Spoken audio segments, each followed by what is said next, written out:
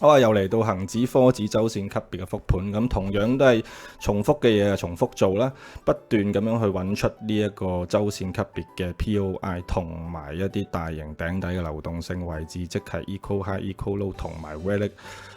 所有嘅 relative low high 啦。咁啊，無論係 daily、weekly 嘅 high low 都係一啲流動性重要嘅位置。咁啊，我哋嘗試下由一個大頂底去睇呢一個周線級別嘅所謂 internal model 究竟行嗰啲咩出嚟啦。重要嘅事件，我哋就係喺呢個關稅嘅前夕出現咗一個 SMT， 恒指喺呢度有個 SMT， 科指又係一個 SMT， 恒指有掠奪上方嘅流動性啦，buy side 流動性啦，而科指係沒有掠奪嘅。咁成件事係一個破壞性嘅一個結構嘅行為啦，咁兼且就做咗一個喺呢個4月嘅頭嗰個星期做一支大嘅 weekly 嘅 candle， 就直接向下方，關稅一出現嘅時候咧，就直接向下方掠奪晒所有嘅流動性，兼且溫翻晒一啲周線級別嘅imbalance 啦，無論係 fair value gap 或者係去翻呢個 order block 啦。咁啊，甚至乎啊，形成咗一支好大嘅周線級別嘅 wick 啦。咁 wick 呢一度，我哋用一個工具就係 OTE 去識別到個 CE 啦，同埋下方一啲 OTE 嘅位置作參考先啦。咁啊，周線級別而家嚟到呢一個位置，完全去行翻晒，用呢4個星期行翻晒嗰一支關稅 week 嘅sell side 嘅 imbalance， 兼且去嚟到呢一度對上嗰個星期最後嗰粒支燭一樣係唔睇住咧，因為係星期5晚嘅夜期嘅嗰個weekly opening 嚟嘅，咁啊唔作參考住。咁而家發生咗咩事呢？咁就係喺所謂呢一個周線級別嘅呢個 mitigation block。呢一支本身係一個周線級別嘅 order block 啊嘛，咁跟住就被呢3週嘅 sell side candle 就完全吞噬咗啦，咁啊做埋一個 displacement。而家呢個位置就係喺呢一個 mitigation block， 咁我用一個 BB 去 mitigation block 同 breaker block 其實就係有做high high low low 定係即係曾經係一個 order block 而被 mitigate， 咁而家想被忽視咗而重新嘅 price 去 repricing。rebalance 或者係 mitigate 翻當刻嗰個 price action 去做翻嗰個 algo 喺嗰本會計簿上面需要做嘅嘢。咁啊嚟到呢一度就最上嗰個星期就 reject 咗喺呢個 CB 嘅區間入邊，兼且就應該會需要去4小時係一個 volume imbalance 嚟嘅。咁同樣咧，科指都係同步去翻呢個當然佢唔係去緊呢個 mitigation block 入邊做一個 price action 啦，喺對上嗰兩格就已經係喺呢一度呢個 CB 度 reject 咗，兼且係呢一個 inverse fair gap 入邊嘅區間入邊，對上嗰個星期係 reject 緊，係啦。咁要睇下下個星期究竟嗰個 weekly candle 係點樣收啦。如果係當然有2個可能性啦，其實有3個可能性啦。一係就延續上方啦，繼續完全收起呢一支 wick 嘅上方咁啊，繼續延續向理應就向上方嘅流動性有興趣啦。如果唔係嘅，純粹再上嚟掠奪咗對上呢一周嘅流動性，跟住又收翻去下呢，咁就係一個喺呢個區間度真正理應係 small time frame， 無論係4小時、1小時級別會有一啲 market structure 逆轉嘅價格行為出現啦。咁甚至乎呢一周已經做完嗰啲嘢，唔再上去啦，下一周呢就直接向下做 displacement 去掠奪下方或者係 rebalance 翻一啲下方一直呢幾個星期升上嚟嘅流動性都得嘅。咁就科指下邊就冇 imbalance 嘅啦。咁我睇嘅就係 wick 就係 gap。如果 wick 等於 gap 或者係等於 inefficiency， 即係 imbalance 嘅話，咁有機會 price 會落翻去做一個 repricing 嘅動作啦。咁如果係真係咁嘅話，咁恆指理應佢要追翻個進度嘅話，就會比科指可能嚟得急噶啦。咁到時先知，唔知呢一刻只係見到呢一週係respect 緊，甚至乎 reject 緊喺呢一個 CB 入邊咧，周線級別。咁我哋嘗試 zoom 入去睇清楚啲發生咩事咧。日線級別恆指都係有一個日線級別嘅第一個喺所謂，如果呢一個係真正喺呢個 SMT 底下形成嘅一個 market structure shift 咧，無論係呢一個 breaker block 啦，breaker block 我哋都畫一畫佢啦，好嘛？將呢件事縮細啦，我哋喺日線級別可以睇得精準多少少啦。咁呢支嘅咁樣睇法咧，呢一日喺5月7號嗰支 wick 咧就啱啱好，即係做咗一個可以話係一個 balance price range 衍生出嚟嘅呢一個 high。咁啊，連呢個 breakout block 嘅上方都未掂到，或者冇興趣掂上去，就已經收翻落嚟呢一個 daily 嘅呢個 market structure shift 嘅第一個形成出嚟嘅 CB 啦。因為呢一度真真係 shift 咗。跌穿咗呢一個跌低過呢一個 swing low 2呢個 displacement， 咁跟住做咗2日嘅呢一粒係 OB 啦，係啦，你見到一個 buy side candle 喺一堆嘅 sell side candle 入邊，咁之後就完全吞噬咗呢個 OB， 咁真真正形成咗第一個 imbalance， 亦都係 sell side imbalance buy side inhibition 時嘅呢一個 fair value gap， 咁而家就真係 retrace 咗喺上邊啦，咁喺呢個區間入邊，亦都即係應該 zoom 入去，都係頭先有講啦，4小時有 volume imbalance可以睇，可以留意，可以着重留意嘅。咁啊喺日線級別亦都係啦，如果見到嗱最後嗰一日就唔睇住啦，因為都係夜期嘅section 嚟嘅。咁最後嘅呢一日係收低個未掠奪上方，咁琴晚唔係星期5晚夜期亦都冇掠奪上方，但係呢一支 wick 會唔會就係已經足夠，甚至乎我哋嘗試下睇下呢支 wick 嘅 consequent encroachment 佢會唔會係 trade 喺上邊呢？咁喺呢一日喺掠奪上方流動性去到23180嗰一日嘅呢一支 wick 咧，對上打後嘅3日都冇 trade 高過，或者係冇 body 收高過喺個 consequent encroachment 嘅，咁可能可以即係解讀，如果喺入邊 zoom 落嘅細 time frame 有一啲reversal 嘅structure model 出現咗咧，咁有機會可以解讀成為佢已經係 encroach 咗對在上方嘅一啲0.62、0.79嘅所謂嘅呢一啲 wick 嘅 imbalance 嘅一啲 price 嘅區間咧，已經對嗰邊冇興趣啦。咁我哋 zoom 入去啦，直接 zoom 入去4小時，先講埋恒生指數，而家如火如荼啊！究竟個volume imbalance喺邊度呢？就係喺呢一度嘅4月2號同埋去到4月3號產生嘅呢個 opening gap。咁呢一個 volume imbalance 正4小時級別，正就係喺5月7號嗰一日嘅 opening 就直接扯咗上去，就係頭先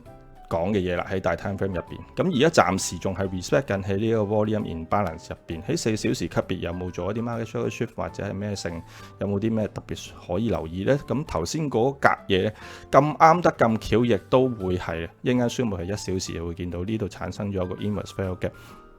咁如果喺呢個 inverse fair gap 入邊再細分一個 CE， 睇下條中線喺邊度啊？個 CE 就係暫時未有一支4小時級別嘅 candle 收高過喺呢一個 inverse fair gap 入邊啊嚇，咁已經係可以解讀為一個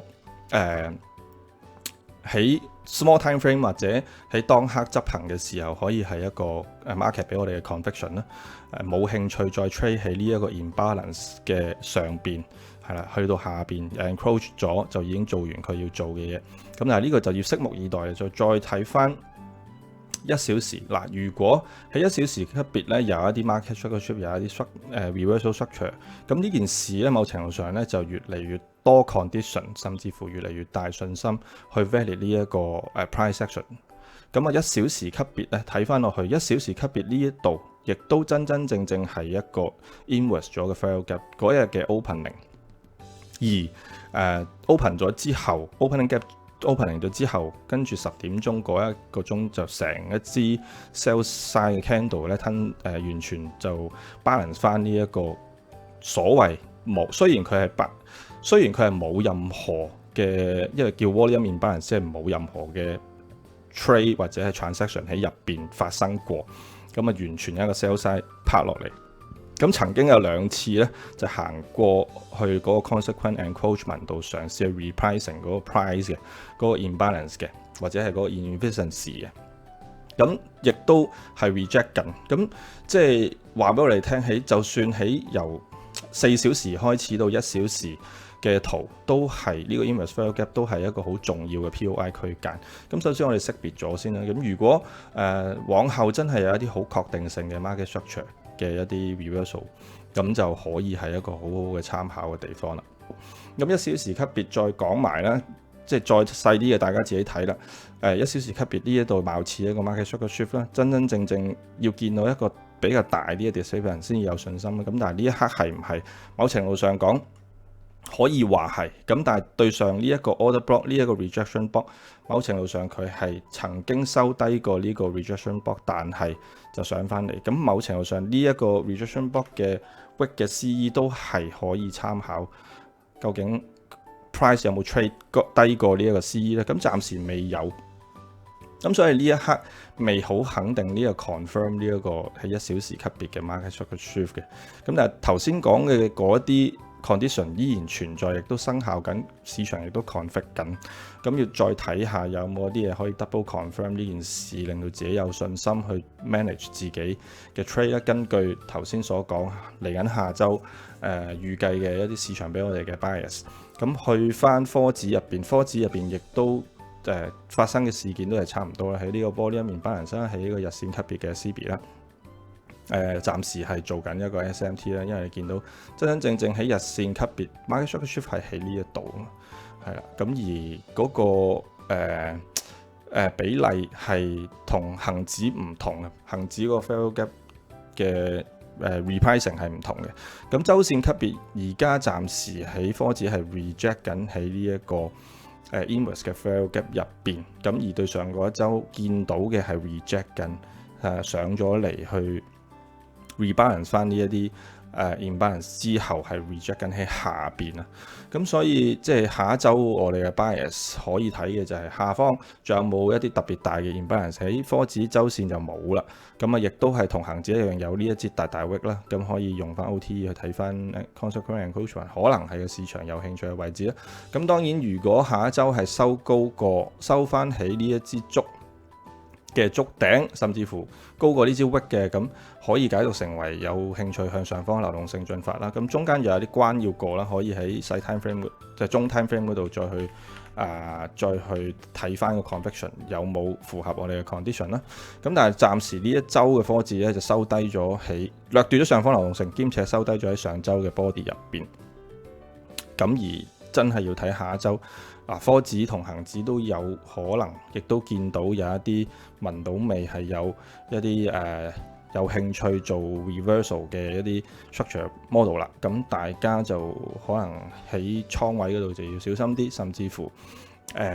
如果真係啟動嘅話，睇翻落去4小時科指暫時都係開始 respect 緊起一啲 sell side 嘅 imbalance 入邊啊，咁亦都係喺個 consequential encroachment 做個 conviction 啦。咁直至到即係你問係到邊度啦？下邊有興趣嘅首要嘅就係一啲 volume imbalance 啦。呢度係科指啦，恆指亦都有嘅，恆指亦都有嘅。呢個1小時我哋又去翻4小時，亦都有喺呢一度嘅。咁呢啲可能係有一啲着重留意嘅 POI 嘅位置啦。咁就等待其他嘅 model structure 去確認，從而去執行我哋嘅 trading plan。咁再睇落啲都會有噶啦，用同樣嘅方式去做同樣嘅事。咁兼且可以睇到4小時咧，某程度上咧呢一攤嘢就係一個可以話係一個 accumulation 啦，accumulation 喺度。咁就跟住會唔會 accumulation 跟住真正喺度做一個 manipulation， 真正如果好 confirm 實在嘅呢一個 swing low 就係4小時級別嘅 market structure shift 嘅位置啦。咁到時候睇下 price 會唔會落嚟啦。下邊4小時仲有啲 equal low 啦，畫埋出嚟俾大家睇啦。呢度有啲 equal low 啦，近近地嘅。咁上邊就而家仲係 reject 緊喺呢個4小時嘅 inverse fair gap 嘅 CE 入邊。咁如果 price 甚至乎4小時有 body 收高過呢個 inverse fair gap 嘅啦，咁可能到時候我哋就會留意下上方嘅流動性市場有邊啲有興趣去啦。咁當然要睇埋啦。如果上方嘅話，當然可以係直接入去呢個 breakout block 啦。但係暫時有幾關要過啦，因為仲有 consequential encroachment 啦，仲有呢個volume imbalance 啦，仲有 inverse fair gap 啦。即係過咗嗰啲，我哋就要再睇。咁成件事就係咁樣 process 咁樣進行。咁上方仲有冇一啲日線級別嘅 inverse fair gap imbalance？ 有嘅，呢啲都係未 retrace 過嘅。咁啊睇下個 price 有冇過咗嗰啲關之後先至再睇啦。呢啲嘢即係除非下一個星期嗰支 candle 可以咁樣扮上嚟，又或者即係佢 invalid 咗一啲喺 small time frame，尤其是1小時嘅呢啲 inverse figure，或者係呢啲 double equal high 或者係各樣嘢啫。咁而家喺1小時級別暫時見到有 equal high、equal low， 某程度上我哋可以定義佢為一個 accumulation 嘅事啦。咁如果喺呢度有個 accumulation， 呢度有一個accumulation， 咁大家就要留意下有冇一啲model 係關於 AMD 可以參考啦。嚟緊，譬如係真係做一個 manipulation 喺上面掠奪晒上方嘅流動性，從而向下方嘅進發啊？定係呢一件事已經係一個manipulation 已經可以足夠，而家已經喺 manipulation 中間嘅區間入邊做緊呢一段呢，跟住就落去呢一個equal low， 跟住兼且就sweep 埋呢一個 swing low， 再有一個 body 做 continuation， 可以真係話俾我哋聽有一個中 time frame 甚至乎大 time frame 嘅 market structure shift， 直至到去到呢個 accumulation 下方嘅流動性咧，咁啊拭目以待啦，真係。咁啊，下一星期繼續加油 be safe。